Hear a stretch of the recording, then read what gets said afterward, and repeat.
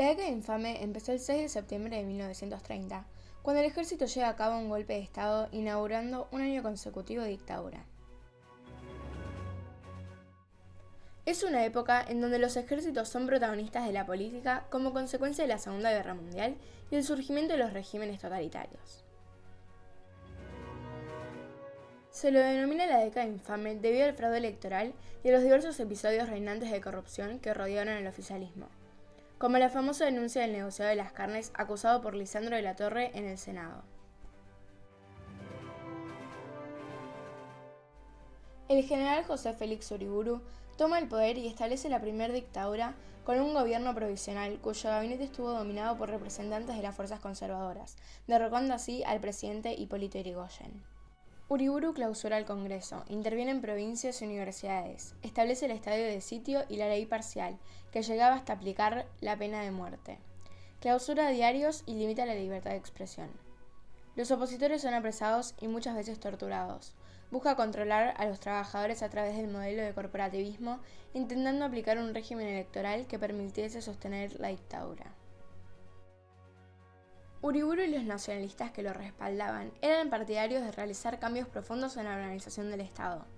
Consideraban que el golpe estaba destinado a instaurar una revolución autoritaria, para la cual resultaba necesario llevar adelante una reforma constitucional e implantar un modelo de representación corporativa.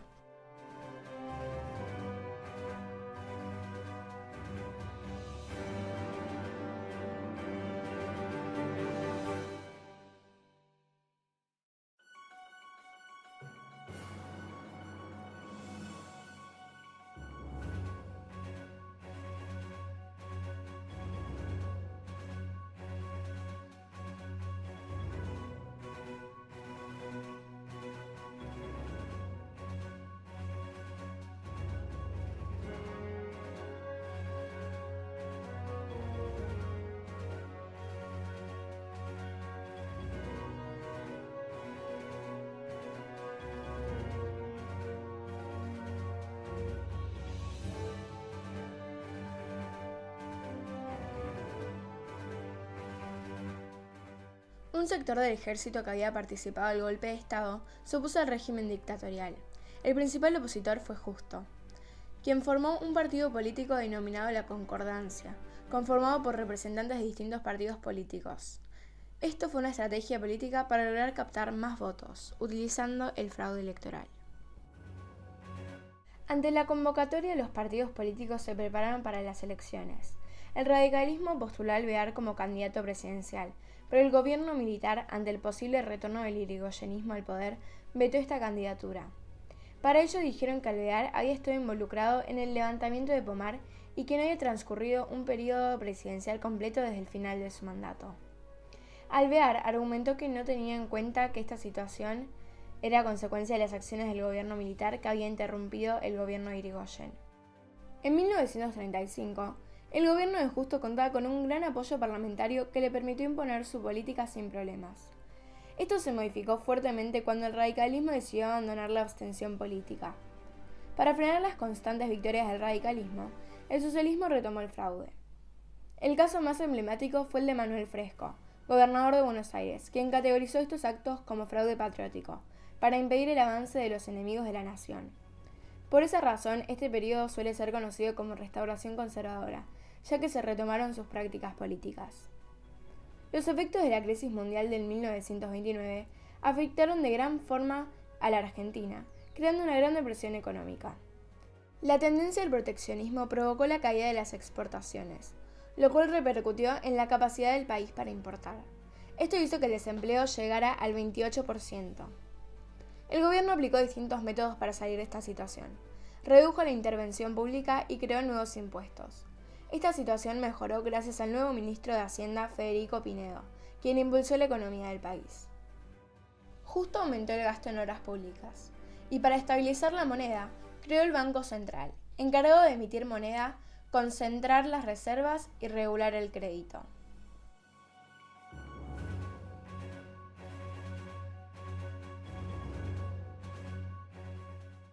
Tiempo más tarde, en 1932, Gran Bretaña decide acceder a la vieja demanda de las naciones que componían el Commonwealth, otorgando prioridad a la compra de bienes primarios de los países miembros. Esto perjudicaba notablemente a la Argentina.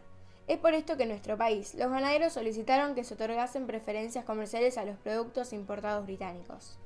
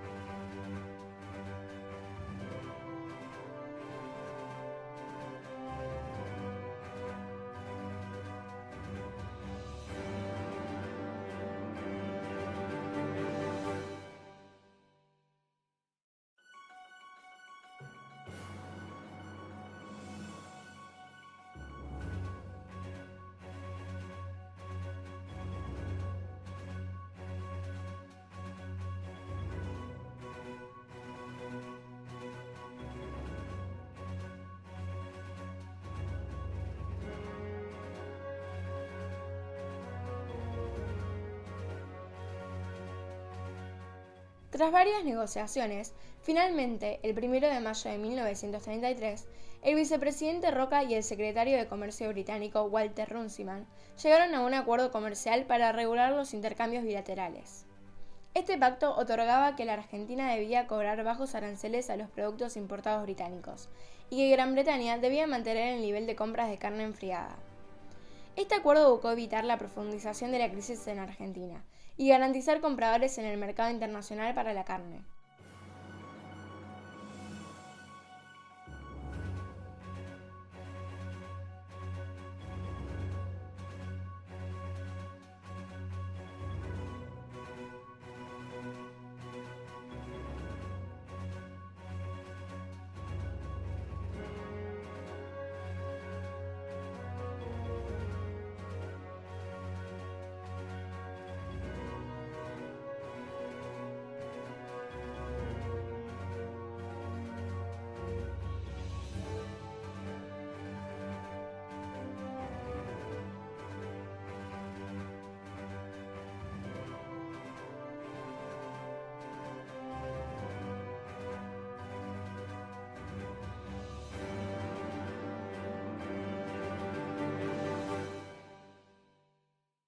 Pero resultó ser lo contrario, ya que Gran Bretaña fue el más beneficiado de este tratado. Los frigoríficos, las empresas comerciales y los fletes británicos eran intermediarios obligatorios del comercio argentino. Es por esto que algunos sectores de la sociedad argentina recibieron duras críticas.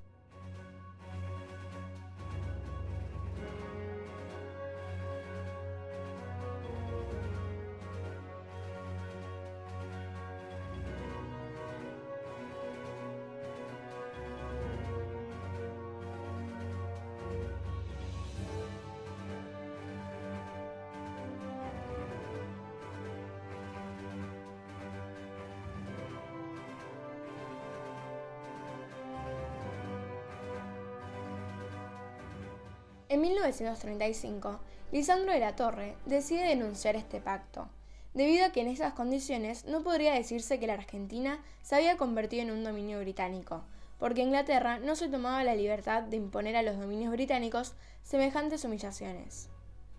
El 23 de junio de ese mismo año, sucedió un hecho inexplicable. Tras una revuelta en el Senado, Lisandro de la Torre iba a recibir un disparo por parte de una banda desconocida.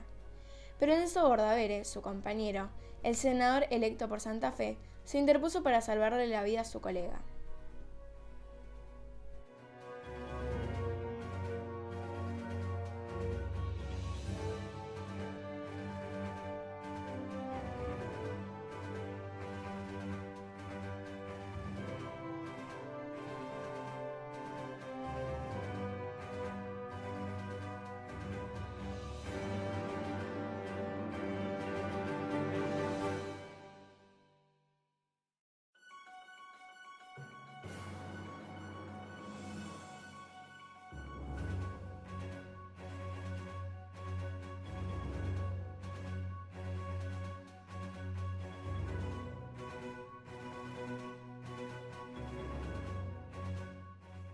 Previo a esta instancia del tratado, la Argentina ya había tenido intenciones de poder salir adelante con la crisis. Al ver que las importaciones y las exportaciones habían disminuido, se decidió que se iba a profundizar el desarrollo de la industrialización. En 1930, entonces, tuvo lugar un proceso denominado Proceso de Industrialización por Sustitución de Importaciones, que se basaba en la producción de productos manufacturados. De esta forma, la industria creció de una forma notable, equiparando a la industria agraria, siendo la textil, la alimentaria, la química y la mecánica sus ramas industriales más destacables.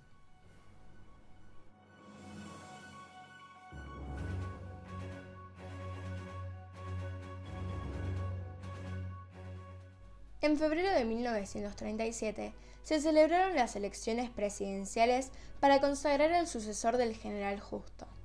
El oficialismo designó como candidato presidencial al radical antipersonalista Roberto Marcelino Ortiz, secundado por el conservador Ramón Castillo.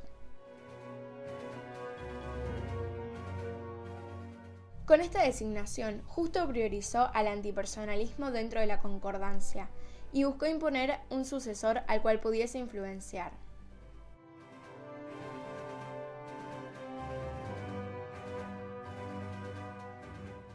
El 20 de febrero de 1938, Ortiz asumió la presidencia de la República. El nuevo presidente se dedicó de lleno a combatir las prácticas fraudulentas que lo habían llevado al poder, para la cual estableció un plan de normalización política e institucional. La principal herramienta de ese plan era la intervención federal que Ortiz decidió aplicar en los distritos donde el fraude se hallaba más extendido. En 1940, ordenó intervenir las provincias de Catamarca y Buenos Aires.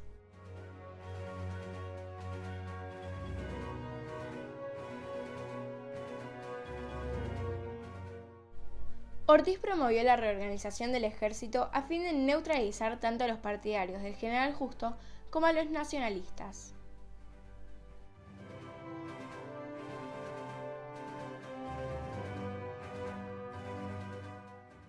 A raíz de una diabetes aguda que lo dejó ciego, Ortiz se vio impedido de concretar su proyecto de saneamiento político. Tras delegar el mando al vicepresidente, renunció y falleció en 1942. La llegada de Castillo a la presidencia, primero de forma interna y luego de manera definitiva tras la muerte de Ortiz, significó un retroceso en el camino de democratización iniciado por su antecesor. Las prácticas fraudulentas siguieron vigentes sin obstáculos y con anuencia oficial.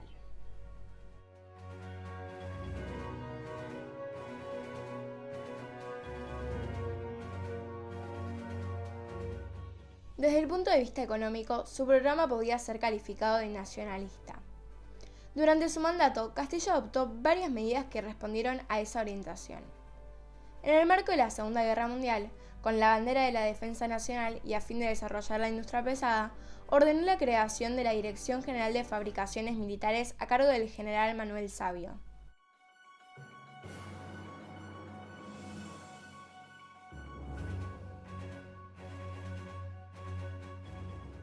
También se creó el complejo Altos Hornos Zapla, orientado a la producción de acero. Castillo fundó la flota mercante del Estado, dotada inicialmente de alrededor de 40 barcos.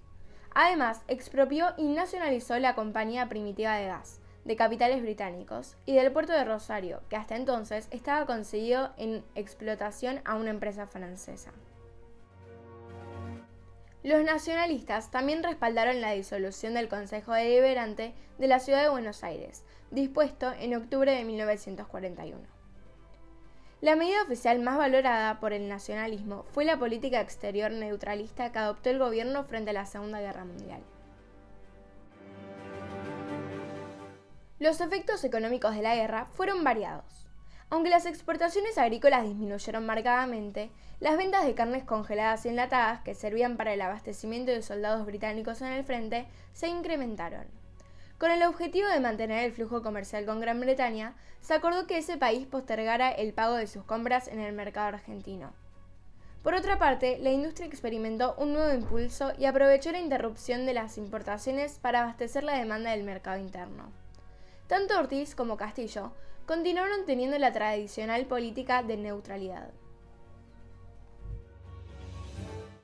Las presiones del gobierno estadounidense involucraron sanciones económicas y diplomáticas basadas en la acusación de que la Argentina era partidaria de las potencias del eje. Al igual que durante la Primera Guerra Mundial, la sociedad argentina tomó partido por uno u otro de los bandos en lucha, y se polarizó entre los llamados aliadófilos y los germanófilos. Los partidarios de los aliados comenzaron a identificar a cualquier persona que apoyaba la neutralidad como agente del fascismo o el nazismo. En ese contexto, prosperó la iniciativa del Congreso para crear la Comisión Investigadora de Actividades Antiargentinas con el fin de investigar la posible infiltración del nazismo en nuestro país. Por otra parte, el creciente autoritarismo que rodeó a la gestión de Castillo facilitó su equiparación con los totalitarismos europeos. Durante la década de 1930, el nacionalismo experimentó importantes transformaciones ideológicas y políticas. Hasta el gobierno de Uriburu habían mantenido una relación incierta frente al liberalismo, pero luego empezaron a criticarlo, cuestionando su ordenamiento social y económico, dando origen al revisionismo histórico. Los nacionalistas empezaron a compartir rasgos ideológicos como el catolicismo, el corporativismo, el antiimperialismo y el anticomunismo. Tras el fracaso del proyecto de Uriburu, buscaron inspirarse en otros modelos políticos como el fascismo italiano y el franquismo español. En 1943 se vio el panorama político vinculado con la política exterior. Habían fallecido Ortiz, Alvear y Justo, los representantes políticos más destacados. Algunos sectores de la oposición apoyaban a Ramírez como sucesor de Castillo, mientras que el oficialismo había postulado a Costas. Patrón Costas era un político conservador. Su postulación fue resistida gracias a su posicionamiento frente a la Segunda Guerra Mundial. Sus aliados militares presionaron a Castillo para que se retirara. Sin embargo, no lo lograron. A su vez, Castillo exigió la renuncia de Ramírez ante su postulación presidencial. Esto terminó en un nuevo golpe de Estado, llevado a cabo el 4 de junio de 1943, dirigido por Rawson. Este movimiento resultó desordenado y apresurado. Tras anunciar la composición del gabinete, Rawson fue desplazado del poder y asumió Ramírez en su lugar, quien inauguró un gobierno militar con influencias nacionalistas.